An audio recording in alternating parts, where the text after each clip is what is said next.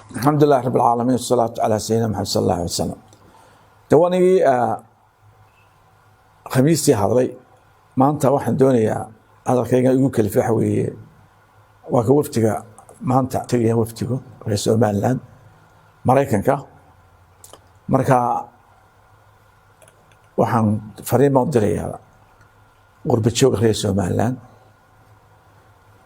وحكرنا الدنيا الله الله لما كعنك Soomaaliya sita ku mudaharaadaya Somaliland iyo goon istaageeda wax ka sheegaya labada arrimood baan doonayaa inaan u diro dalka toro waxaan sheegayaa horta shacbiga reer Somaliland ee dibadda jooga dalkan way ogtiino dhaqaalihii lagu xoreeyay waxa ka iiman jireen dibadda dadkii dibadda joogay ومركا وبدنابا ودمد عربته ayaa dhaqaalihii dalkan lagu xoreeyay bixin jiray maanta dalka Soomaalilandna meelaha u fiican ee ka muuqda dalka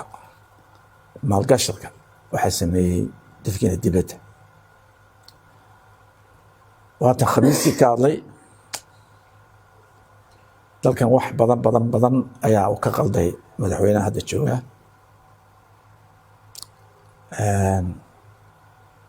waxa badan qaldana waxaan jecelahay insha Allah taala annaga gudaha joogna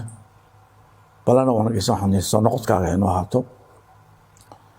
dalka iyo qofka dalka ayaa muhiima qof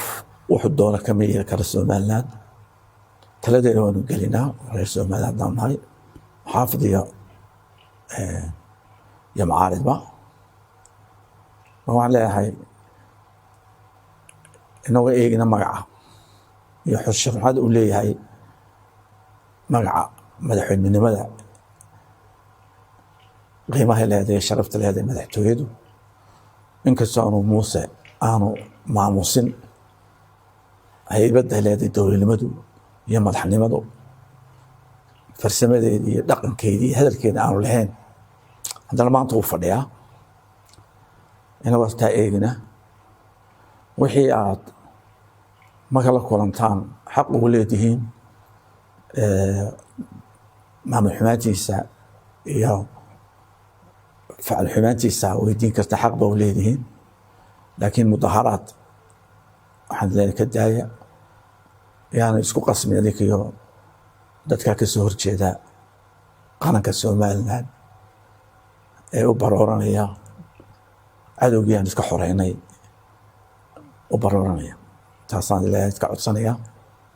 abaabulka wadeen iska joojiya adaalaya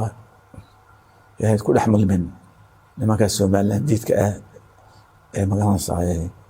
reer Soomaaliya quladoodu waa qabaal gaas gaara وهي شخصيات باوية ومدمع waxaan sheegayaa tan la unity sheegaya horta Soomaali dal Soomaali oo jiri ma jiro qabaa'il beenayeen oo meel degantay waa taal arkisid Somaliland ku dhagan sharci wuxuu sheegayaa dadkii 60kii wixii hore ku noolaa qabaa'ilkaas ayaa Somaliland guumeys wuxuu noo qaybay 5 qaybood 5tii qaybood markii Afrika la xoreynayay 3 dawladnimo isku bedeleen oo horsay Somaliland qabaa'ilkii Somaliland degana waxa la baxdo Somaliland caalam bay helay 60kii Soomaaliya Itaaliyana qabaa'ilkii degana iyana dal bay noqdeen oo koodii Julaay bay qaatay Djibouti waxay qaadatay 10 سنة كبعد تدعتك لابد كلنا من الداخلية هايستانو من ده وحكت تتين سونا الشمال الصومالي ستيت بالي وكينيا ويتوي من ده وحوي وكينيا تشنتي ساسي ما تكلي هذا تأوبها يونت وحوي وتي الصومال إيطاليا وشن دول الجولات يبنادر اللحة qorshahaasoo laga soo sameeyay garowey taas horta u baahan inay midaysaan Soomaaliland laba dalo isku too kala tegay way midoobi maayaan waxaan leeyahay markaa inta Soomaaliya ku mashquulsantiin tiina hagaajay tiina unity tiina ka bilaabo waan leeyahay calankaas sidataana annaga waxaan naqaanaa waa kii naasiga oo kale sharcina uuna ka soo saarin haddaan cud soo baxno insha allahu tacaala qofkii qaata dalkayga qaata calankaas sharci uuna ka soo saarna insha allahu tacaala waxaan leeyahay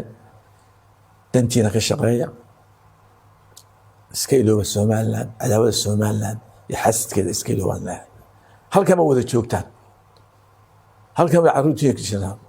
everybody's here haddana marka dibaddana waa naxaasidiisa joojiyaada leeyahay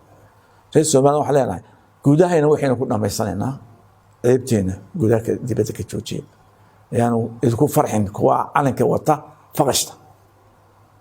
يعني هو كان هالكم مرة قدامنا أنا موسيقى غير كنا قاعد كان معي موضوع الشخصي الحين بدأ حجيسين كانوا واي أفرسنوا يشوفي هالكاس قام بحياد عضبوا كذا عضبا كسرنا إن شاء الله تعالى صار الله هاي السلام عليكم السفر وين السلام علينا هاي تجي وفتك إلى يتسون بالعلم